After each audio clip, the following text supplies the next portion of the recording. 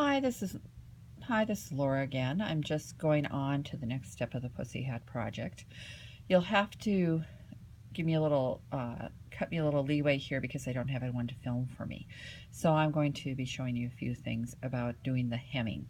The last one I did is I was showing you how to mark lines to fold the hem up to, and everything's folded and pinned right now on this hat. I have a black piece of good. I have a few things taken care of here. So what I want to say is that the foot on my machine, the one that I'm using right now, is that it works pretty well for this process. You can see that it is closed across the front of the foot there. What I find is if you use a foot that many people have this as a standard foot for the machine, and I love this foot, but that little break in the middle, the edge of the fleece on the hem can get caught up and ride up in there and give you troubles. So what I've done is I've put a piece of Scotch tape from the hole forward there so that the fleece can't get caught up in there.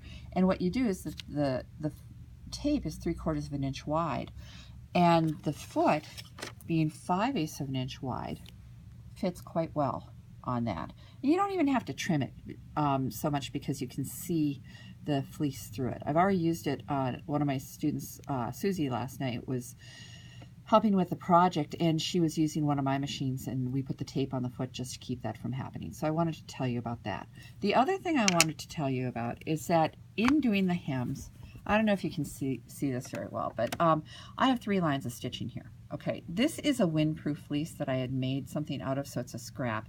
And it's directly from Polar Tech, and it's a nice fleece, but you'll find that on the zigzag here, there are a few places where it skips stitches. And the reason that is because it might require a different needle so that it doesn't skip stitches. What I found is that with this fleece, this is from Joann Fabrics, that it didn't skip. I actually did a line of stitching on a scrap of this right after I saw it skipping here, and I had no problems with it.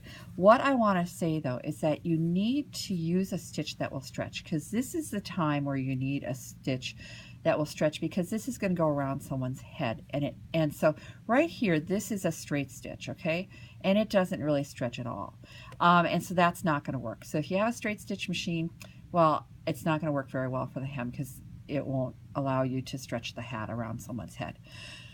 This stitch right here, which can kind of look like a straight stitch, but is just slightly different, is, I call it a lightning bolt stitch. If you look here at my machine, there is a stitch right here. You see that? That is a very stretchy stitch. So it's hard to show you everything one-handed, but this will stretch as much as the fabric. But a basic zigzag stitch will also stretch as much as the fabric needs to.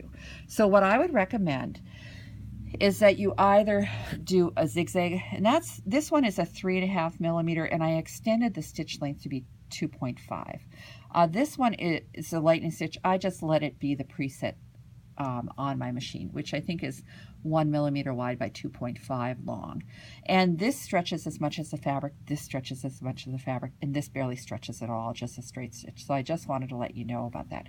I found, because I have an extension table here, that I could use my free arm to do these hats. And if you have a free arm and it's easy to remove your extension table or your storage compartment, then I'd say just use your free arm. And then you can just take the hats to the machine, around the free arm. I turn these right side out because I want to just leave my extension table in place.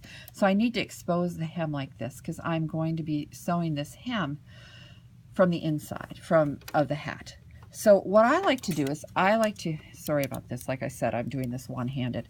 I like to sew with starting at a seam, and I'm going to go right here, and I'm going to have, there's a break in the foot here, all right? And that break right there, I'm going to have this edge be right on the plastic edge of that break. And I'm going to put this presser foot down. I'm going to put the needle down. And one thing that you can do, I don't know if you ever knew this about machines, but this button over on the side, this springy button, if you lift the presser foot enough that button can go in, it makes the foot level or shims it to go over a bump. And when you're doing these seams here, they're rather thick when you fold this one on top of itself. So by leveling that foot, it actually goes through the machine more easily. Sorry, I'm trying to find my foot pedal. So here is what I'm going to do, okay? So I've got this, and I'm going to just sew, and don't stretch the fabric, okay? I've got a thread riding over the original thread was riding over the foot, okay? So you see, you just go like this and just keep going. Don't sew right at the edge, even if you have a zigzag, because a lot of times that edge moves around, and you want to just be as consistent as you can with how far you're sewing from the edge of the hat. And of course, I have the other hats that I finished on the table. So I just want to tell you, just go all the way around in a circuit, overlap your original stitches, and then you can backstitch or not, and then just cut the thread, and you're done with the hat. Okay, so I'm going to go ahead and sew a few of these, and if I think of anything else to tell you, I will. The biggest thing is don't pull and stretch the hat as you go, because you're using a stitch that will stretch. And I would pull out your pins, because if you go over that pin and you blunt your needle, you might find it skipping stitches, because this is a kind of knit fabric. It's a stretch fabric, and the reason that you skip stitches is because the needle is sharp enough to snag a thread, and it snags it, and then it doesn't form a complete stitch. And so I would suggest you start out with a universal needle. I love Schmetz brand is the best. Don't use a sharp needle. Don't use a Microtex. Don't use a Singer sharp needle. Use a Schmetz universal should work. If that doesn't work on your fleece, like it didn't work here on the on this one, then I would switch to a ballpoint or jersey point needle so that I don't get skip stitches, because it doesn't look very good. You know, it looks much better if you could have a consistent zigzag like that. So anyway, good luck with your pussy hats, and we're just going to outfit everyone for the march, I hope.